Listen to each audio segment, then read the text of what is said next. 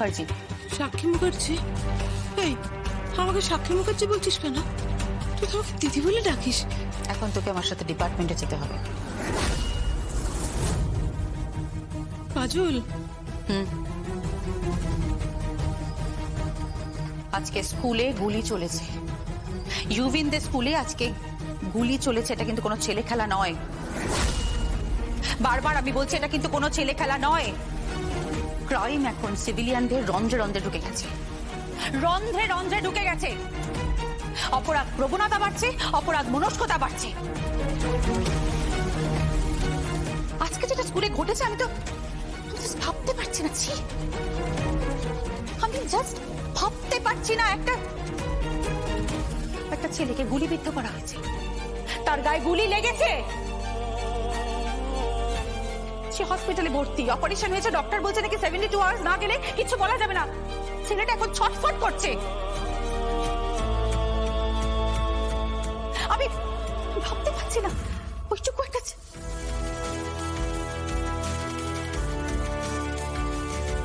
So I am sorry সাক্ষী মুখার্জি, তোকে যেতে হবে এখন আমার সঙ্গে আমার ডিপার্টমেন্টে।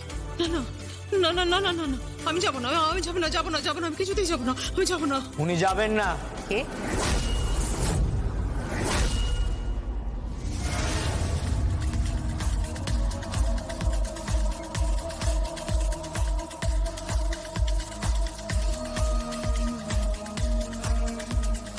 হ্যাঁ, উনি যাবেন না। She is my mother. উনি যাবেন না। আমার মা হন উনি, আমার মা। মা বললো? ইউভিন এই প্রথম সাক্ষী মুখার্জিকে মা বললো? আনবিলিভেবল, সত্যি। আচ্ছা একটা কথা বল, মানে ও কি সত্যি সত্যি মা বলে মেনে নিল, নাকি এগুলো সবটাই সাজানো নাটক? ব্যাপারটা কিন্তু খুব মানে প্যাচালো লাগছে, আমার খুব জটিল লাগছে বিষয়টা। ঠিক আমারও। এই মুহূর্তে ইউভিন এখানে এলো আর সাক্ষী মুখার্জিকে মা বললো? আপনি ওনাকে নিয়ে যেতে পারেন না। উনি আমার মা।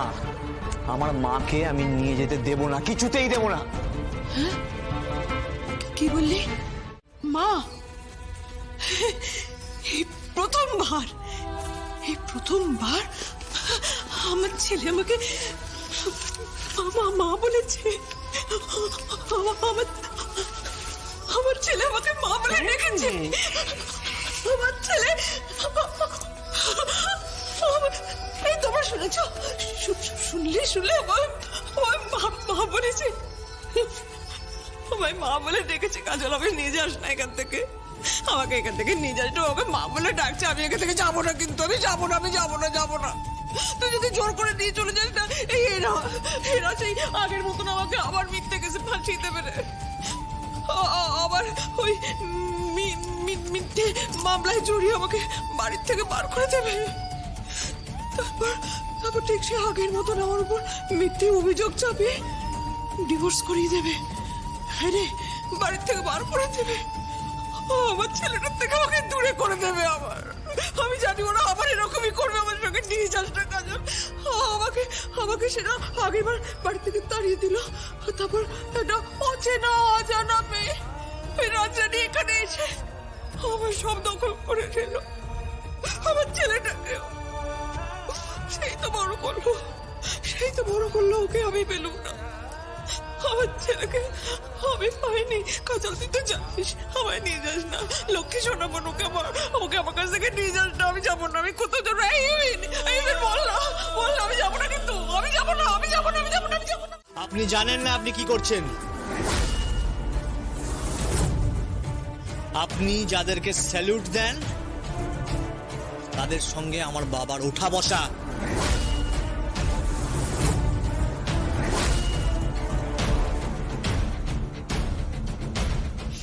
Spoiled brat. তোমাকে দেখেই বোঝা যায়, জানো তো, বাপ মায়ের একটি কুসন্তান তৈরি হয়েছে তুমি।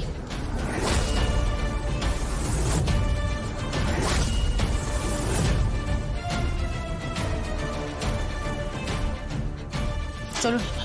না না না না, আপনি সত্যি সত্যি ওনাকে নিয়ে যাবেন? মানেটা কি?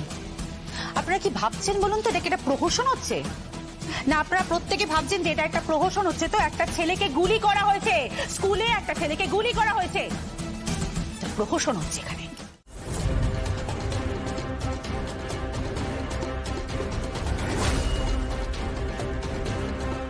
বাহ, চমৎকার।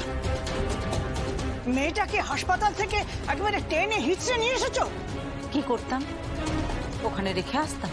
হ্যাঁ, রেখে আসতে। ঠাম্মি, তুমি কি বলছো কি? কেন বুঝতে পারছো না? আমি যতটুকু খবর পেলাম, এটা নিশ্চিত যে যে গুলিটা চলেছে সেটা স্বয়ংকে লক্ষ্য করে নয়, জুঁইকে লক্ষ্য করে।